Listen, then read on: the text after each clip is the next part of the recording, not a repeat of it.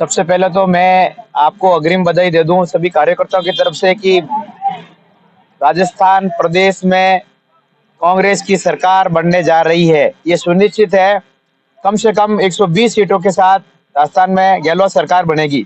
इसका मूल कारण ये है कि गहलोत ने जो योजनाएं दी हैं इतनी शानदार, और गरीबों के लिए और हर वर्ग के लिए, हर तबके के लिए इतनी अच्छी योजनाएं दी हैं जिससे हर वर्ग खुश है, तथा वो फिर चाहता है कि इस तरह की योजनाएं लागू रहे। इसके लिए उन्होंने मतदान किया है, विकास का मतदान किया है, ना कि जाति धर्म भेदभाव की ओर।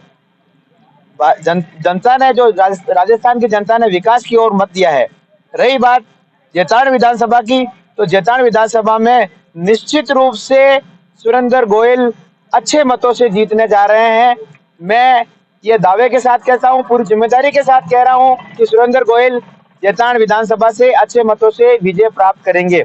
इसका भी कारण है, क्यों करेंगे, मैं कांग्रेस का चश्मा लगा कर नहीं कह रहा हूं, मैं एक आम नागरिक की हैसियत से, एक आम वोटर की हैसियत से भी कह रहा हूं कि ये जो है सुरेंद्र गोयल जैतारण विधानसभा में जीतकर पिछले 35 वर्षों का जो सूखा है उसको तोड़कर कांग्रेस की सीट जो है जैतारण की झोली में डाल रहे हैं और यहाँ से विधानसभा जयपुर के लिए जा रहे हैं।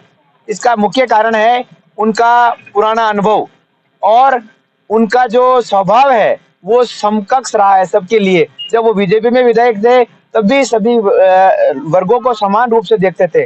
उनका कभी ये नहीं रहता था कि किसी वर्ग को, किसी जाति को लड़ाया जाए, उनमें वैमनस्य पैदा किया जाए, उनमें भेदभाव पैदा किया जाए और ध्रुवीकरण करके वोट हासिल किया जाए। उन्होंने जब भी वोट मांगा है विकास की ओर मांगा था, और इसलिए वो लगातार 5 वर्षों से 5 बार तक विधायक रहे, मंत्री भी रहे। इस बार भी वो इसी तर्ज पर कांग्रेस से वोट मांग रहे हैं। उन्होंने उनका उनका वोट मांगने का यही है कि पिछली बार जब बीजेपी ने उनका टिकट काट दिया था तो उन्होंने कहा था कि ये हमारे आचार विचार का नहीं है। तो वो हमेशा हर भाषण में यही कहते हैं कि हम आचार विचार के हैं, मेरा आचार विचार सही है या भाजपा के आचार विचार सही है।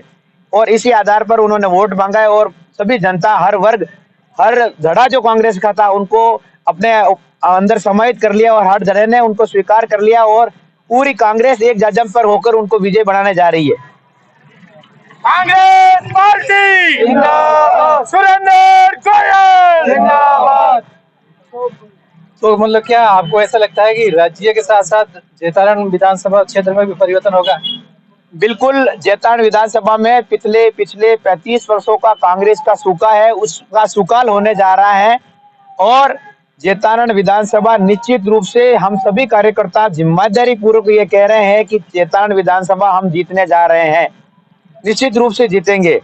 और ये समीकरण भी कह रहा है क्योंकि निर्दलीय प्रत्याशी जो खड़े हैं वो जो है सभी बीजेपी समर्थक है।